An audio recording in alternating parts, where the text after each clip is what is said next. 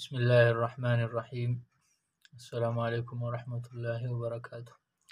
د اودس پنځم ادب دا دی چې کله مونږ اودس شروع کوو نو په شروع کې خپل لاسونه د دې مړونده پورې کم کلایي چې ده د کلایۍ پورې دا ووینځو 3 ځله. د هغې وجه دا ده چې دغه لاسونه اکثر سړی لوښي ته وردننه کوي چې کوم لوښي نه اودس کوي، په دې باندې چېرته څه ګندګي لګېدلې وي او ورسره اوبه ګنده کېږي. دغه شان دا لاسونه د اودس آله ده، په دې باندې مونږ اودس کوو، وضو کوو، اندامونه په دې باندې وینځو، اوبه یو اندام ته او بل اندام ته په دې باندې رسوو. نو په دې وجه باندې د دې لاسونو دا اینځل چې دي دا د اودس د آدابو حصه ده، 3 ځله ووینځلی شي.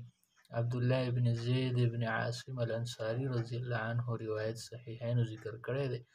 هغه کله چې د نبي علیه صلات وسلام د اودس طریقه بیانوي نو په هغې کې دا وایي چې نبي علیه صلات وسلام د اودس لپاره یو لوښی د اوبو راوغوښتو او د هغې نه یې په خپلو ورغوو مبارکو کې اوبه راواخیستې او هغه یې 3 ځله ووینځل په اوبو باندې.